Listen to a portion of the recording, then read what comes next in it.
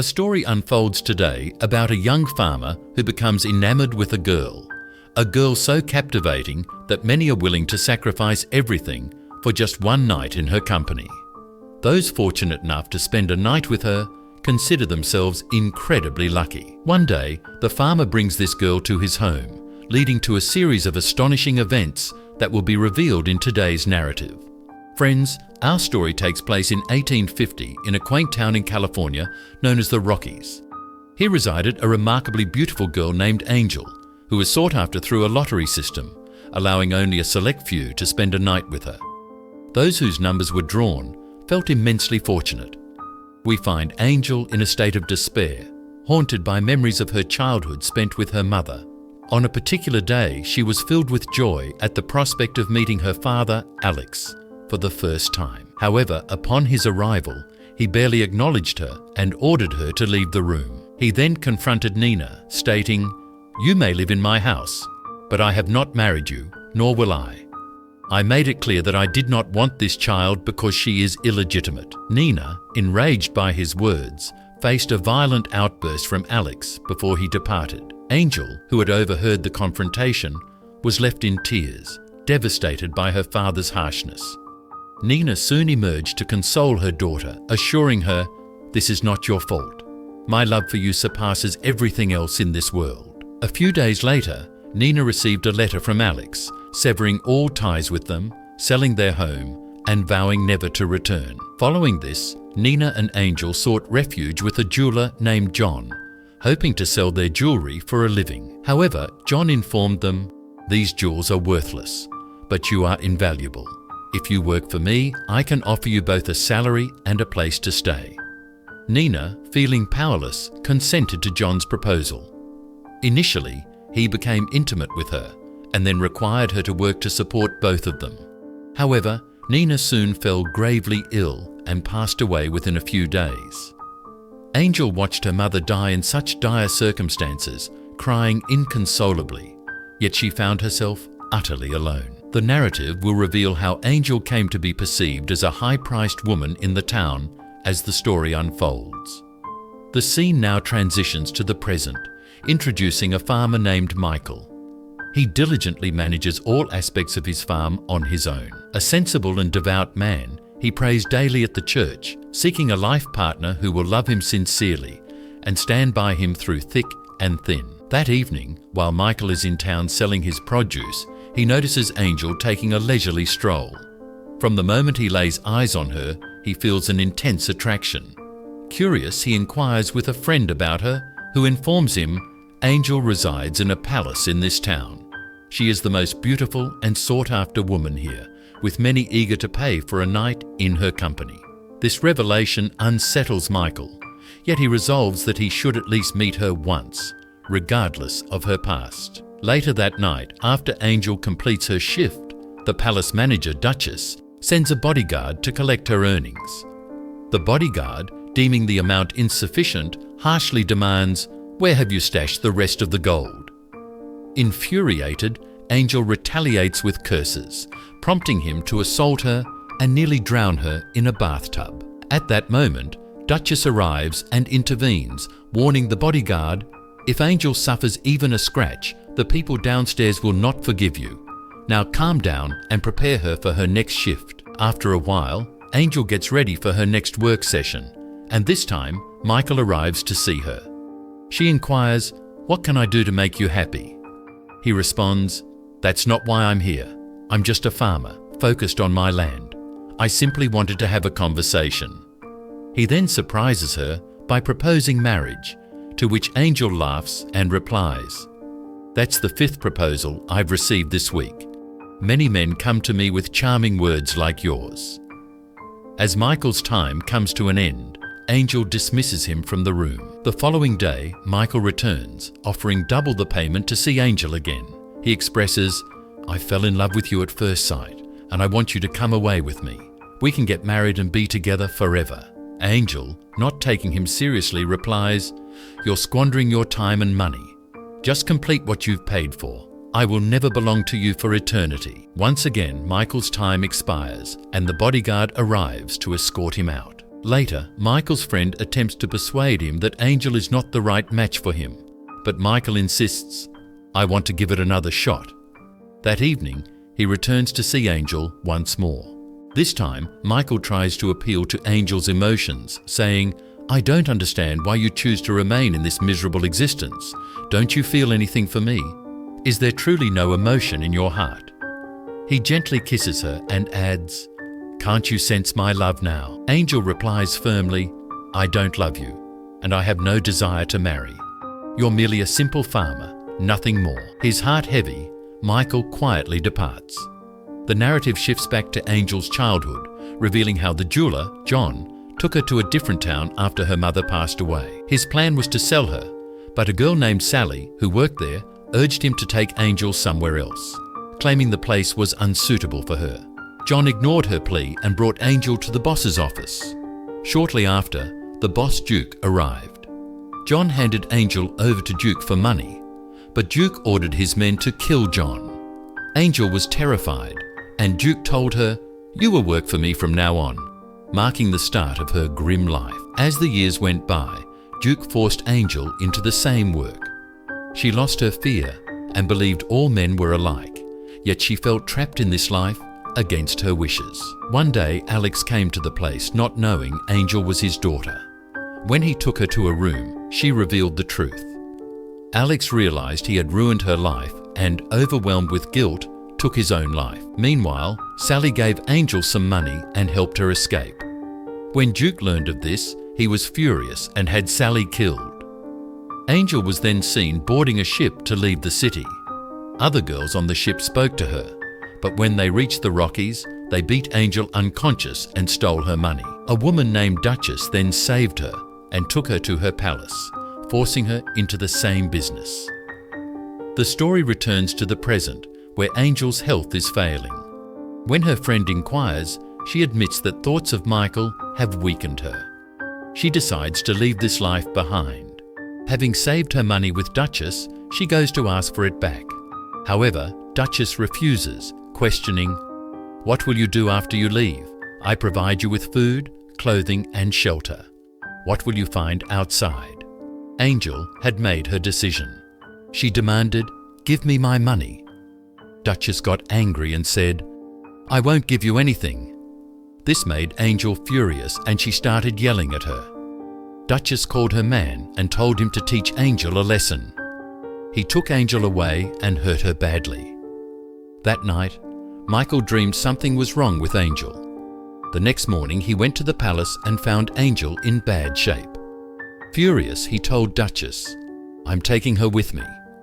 Duchess replied, "Angel owes me money, and she can't leave until she pays." In response, Michael gave Duchess 3 times what Angel owed.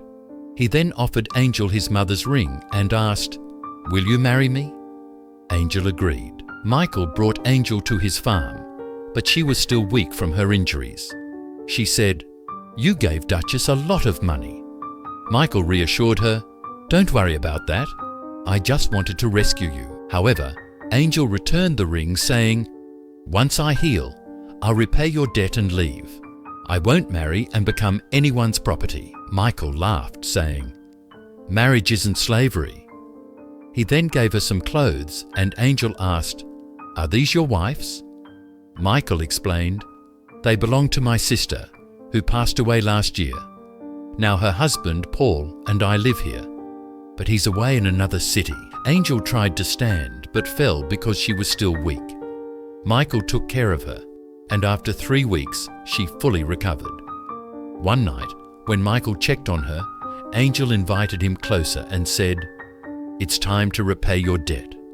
She tried to seduce him, but Michael refused, saying, "I didn't save you for this. I want you to feel the same way about me as I do about you. Until then, I won't come near you." They continued talking, and Angel shared, "When I was young, my mother prayed a lot, but her life was terrible. That's why I don't believe in God." The next morning, while Michael is busy on the farm, Angel comes up to him and says, "I can't manage being your wife, but I can help with the farm work while I'm here." Michael agrees and teaches her how to gather eggs, care for chickens, fish, and do other farm chores.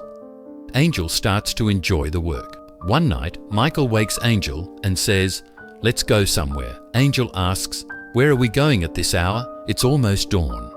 He takes her to a hilltop to watch the sunrise and says, "I want to give you a life full of colours, just like this sunrise."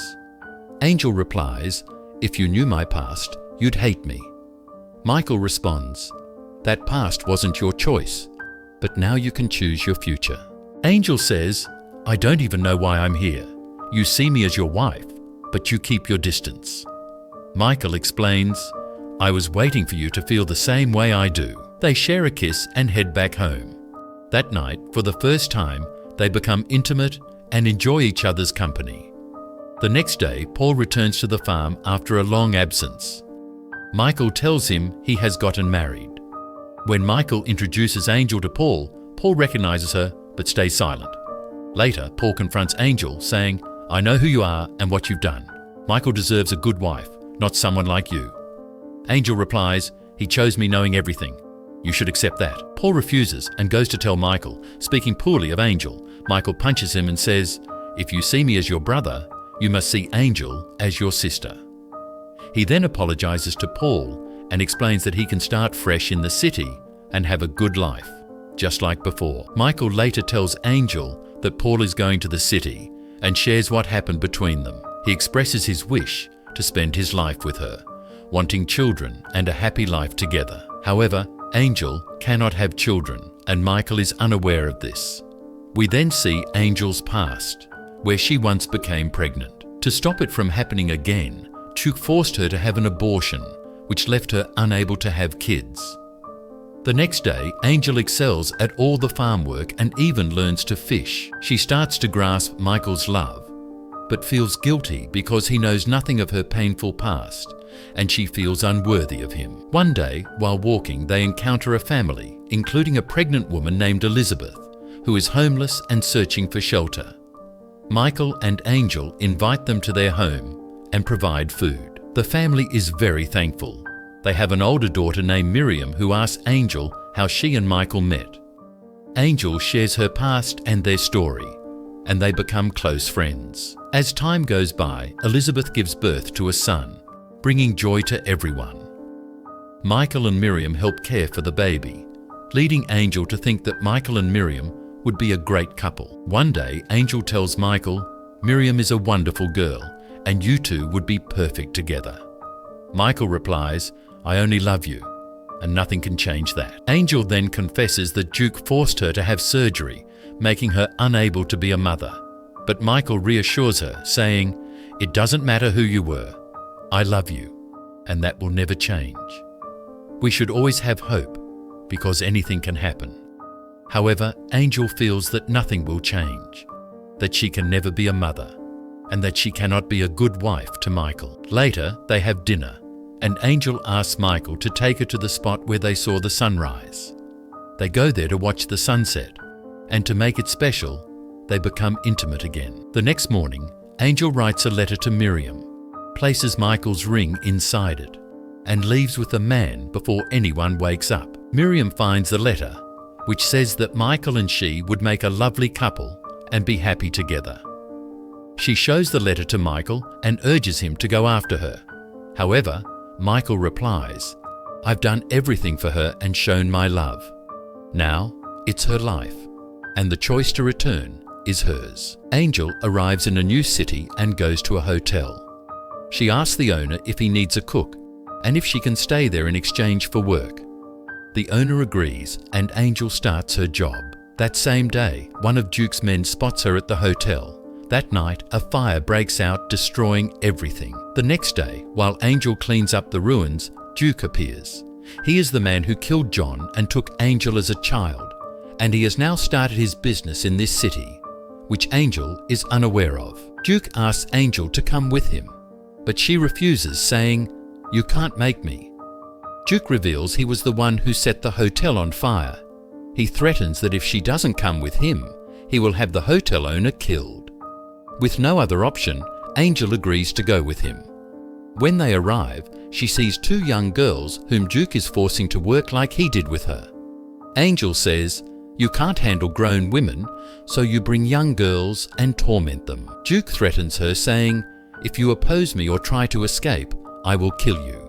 Now get ready. I need to show you off to everyone." Duke brings Angel onto the stage to introduce her to the audience. For the first time, Angel prays to God, asking, "If you are real, please help me, especially for the sake of these little girls, and give me the strength to tell the truth." On stage, Angel reveals how Duke mistreats young girls and shares her own experiences. Duke tries to convince the audience that she is lying, then forcefully drags Angel off the stage into a room where he intends to kill her.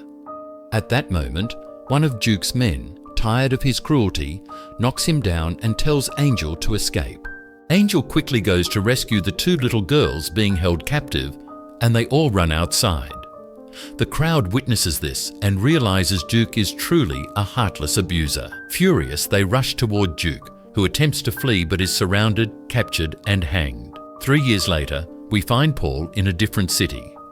One day, he unexpectedly spots Angel and follows her to a large school. After asking around, he finally meets her. Paul inquires about the school and what she is doing there. Angel explains that it is a place for girls like her who want a new beginning. Paul is impressed by this. He then asks about Michael and Miriam, revealing that Miriam is now his wife and expecting a baby. He tells Angel that although she thought she and Michael would be together, he always viewed Miriam as a sister and is still waiting for Angel, who he still loves deeply. Angel feels heartbroken upon hearing this, as she had hoped Michael would find happiness with someone else. Paul then invites her to come back with him, mentioning that he is leaving at 4 p.m. and she can join him if she wants. Michael is busy on his farm when he suddenly spots Angel returning. She walks up to him and shares her true name. "I'm Sarah, a name I've never revealed before. I'm here to tell you that I love you and to ask for your forgiveness for my past actions. I know I've hurt you deeply." Michael responds, "Those struggles have led us to this wonderful moment, and now we are together." He then hands her his mother's ring, which he has treasured, and invites her back into his life. They are both filled with joy and share a kiss. In the next scene, Michael is fishing when Angel approaches him. She is expecting a child, and they have a young son together. It's clear that Angel has found healing, and this marks the end of their story.